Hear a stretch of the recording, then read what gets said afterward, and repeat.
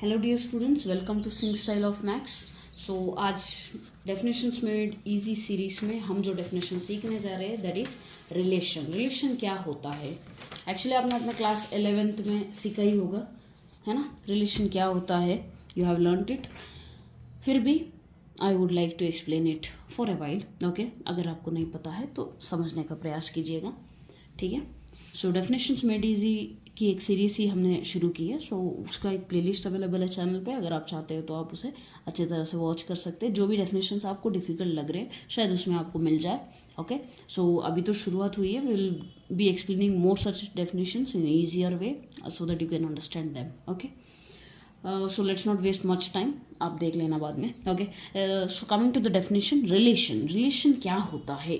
Okay, देखो relation भी एक सेट ही है, वो भी एक सेट है। सेट यानी कि ऐसे फ्लावर ब्रैकेट में लिखोगे, और वो एक ऐसा सेट है जो कि सबसेट है कार्टेशियन प्रोडक्ट का।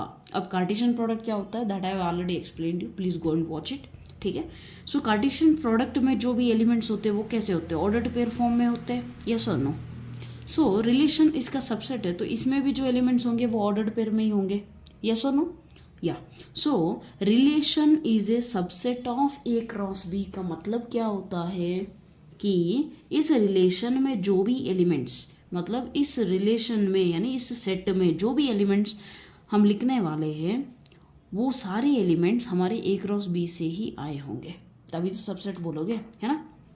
सबसेट कब बोलते हो? जब एक सेट के अंदर के सारे एलिमेंट्स किसी बड़े सेट के अंदर अवेलेबल हो, उसमें से ही हमने लिए हैं, तो देन वी से कि वो छोटा सेट बड़े सेट का सबसेट है, राइट?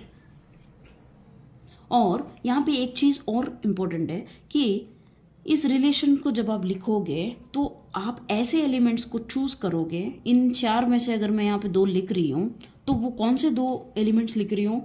वो जो कि मेरे गिवन डेफिनेशंस को सेटिस्फाई कर रहे हैं। सिर्फ दो ही लिख सकते हैं क्या? नो, कितने भी लिख सकते हो, it depends on the given relation, ठीक है? So relation is a subset of A cross B. और देखो क्या है, आर इज इक्वल टू सारे ordered pairs in such a way that दोनों भी एलिमेंट्स जो है ना, ये दोनों एलिमेंट्स एक दूसरे से रिलेटेड है। X is related to Y और Y is related to X, दोनों के बीच में कोई ना कोई रिश्ता एग्जिस्ट करता है। रिश्ता, रिलेशन मतलब रिश्ता, राइट? सो रिश्ता मतलब क्या होता है? जैसे कि between me and you, that is teacher student का रिलेशन है, right? And between your father and you, daughter son का, डॉटर फादर का, सॉरी फादर डॉटर, राइट? या फिर फादर सन, वो वाला रिलेशन एग्जिस्ट करता है। उसी तरह से इसमें भी अगर मैं दो एलिमेंट लिख रही हूँ तो इन दोनों एलिमेंट के बीच में क्या रिश्ता है? क्या ये एक्स वाई के इक्वल है? क्या ये लेस देन वाई है? क्या ये एक्स ग्रेटर देन वाई है? क्या ये एक्स वाई का दो गुना है?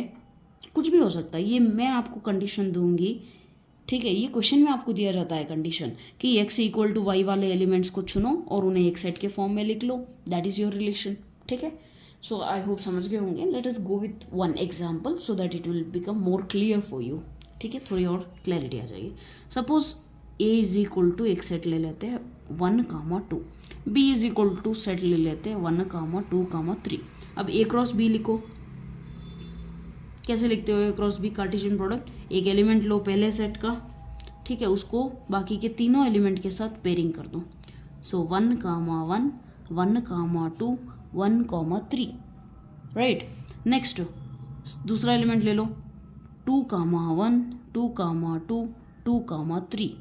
डन डन, या सो ये हो गया ए क्रॉस बी, राइट? अब आई विल टेल यू कि रिलेशन सेट लिखिएगा और वो कुछ इस तरह से होना चाहिए कि x should be equal to y। ऐसे एलिमेंट्स को चुन के लिखो, ऐसे x, y, ऐसे ऑर्डर्ड पेयर को चुन के इस सेट में लिखो जिनमें x is equal to y वाला कंडीशन सेटिस्फाई हो रहा है। आप खुद देख लीजिए, ये x पहला एलिमेंट है, y दूसरा एलिमेंट है, क्या ये दोनों इक्वल है? 1 is equal to 1, yes definitely. 1 is equal to 2, बिल्कुल भी नहीं है। 1 इज इक्वल टू 3 होता है? बिल्कुल भी नहीं है। हम इक्वल से क्यों चेक करें? क्योंकि यहाँ दिया गया है, ठीक है? 2, 1 इक्वल है क्या? चेक कीजिए, 2, 1 बिल्कुल भी इक्वल नहीं है ना?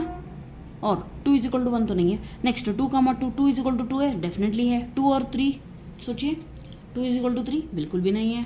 तो फिर कौन से एलिमेंट्स जो सेटिस्फाई कर रहे हैं? ये वाला एक है और ये वाला एक है।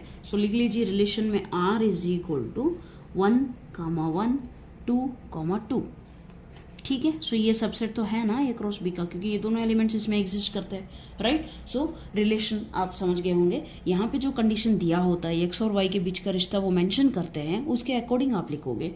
फॉर एग्जाम्पल अगर अब मैं आपको बता दूं कि एक्स कामा वाई ऐसे लिखूं such that x is less than y हो, यानी एक्स वाई से छोटा हो, यानी पहला एलिमेंट दूसरे एलिमेंट से छोटा हो, ऐसे ऑर्डर्ड पेयर्स कौन से ढूंढो और उन्हें लिखो। आर इज इक्वल टू लिखो 1 1 से छोटा है, बिल्कुल भी नहीं है। अगर मैंने यहाँ पे लेस देन और इक्वल टू दे दिया होता then I could write this also, but मैंने नहीं दिया। I said only x less than y. 1 2 से छोटा है, यस डेफिनेटली, तो फिर आएगा हमारे ऑर्डर्ड पेयर, हमारे रिलेशन सेट में, ठीक है। 1 3 से छोटा है, डेफिनेटली। 2 1 से छोटा है, यहाँ पे एक्स लेस देन वाई, हाँ पहला एलिमेंट दूसरे एलिमेंट से छोटा है क्या? 2 is less then 1, definitely not. 2 is less then 2, नहीं। 2 इज लेस देन 3, यस 2 का मतलब। तो ये 3 ऐसे एलिमेंट्स हैं जो कि इस रिश्ते को मतलब सेटिस्फाई करते हैं एक्स लेस देन वाई को, इसलिए रिलेशन आर में आ जाएंगे, ठीक है। इसको R2 दे दो नाम चाहे तो, ये R1 हो जाएगा। मतलब सेम नोटेशन हम यूज़ नहीं कर सकते हैं ना एक ही सेट के लिए, तो इसलिए सो अगर आपको समझ आ गया हो तो please try to write the set for x greater than y के लिए क्या एलिमेंट्स आएंगे, आप प्लीज़ ट्राई कीजिए कि कमेंट सेक्शन में लिखे, ठीक है। सो आई होप समझ गए होंगे। सो रिलेशन बहुत ही आसान डेफिनेशन है, एक सबसेट है, एक ऐसा ही सेट है जो कि ए क्रॉस बी से आया होता है, और वो इस पे डिपेंड करता है कि एक्स और वाई के बीच में क्या रिश्ता है, ठीक है। और जो ऑर्डर्ड पेयर इस रिलेशनशिप को सेटिस्फाई कर रहे हैं वो सारे इस सेट में आ जाएंगे, समझ गए। आई होप समझ गए होंगे, और अगर नहीं समझे हो तो प्लीज़ वॉच इट अगेन, और फिर भी नहीं समझे हो तो please let me know in the comment section, okay. So and do share the video with दोस्त, ठीक है, जिनको ज़रूरत है उनके साथ शेयर कीजिएगा, मदद कीजिए दूसरों की भी, वो भी पढ़ सके, वो भी सब्जेक्ट को अच्छी तरह से समझ सके, ग्रिप पा सके, ओके। सो इतना ही है फिलहाल के लिए, है ना। तो और कोई भी डेफिनेशन हो जो आपके लिए मुश्किल हो रहा है तो please let me know in the comment section, and या let me know in the comment section what are the definitions you are expecting me to explain you, make it easier for you, okay। and yeah that's all for today। ऐसे ही हम बहुत सारे definitions लाते रहेंगे आपके लिए, support बनाए रखिएगा, ऐसे बहुत से definitions हम आसानी से करके आपके लिए ले आएंगे, ठीक है। so that's all for today, thank you so much, God bless you।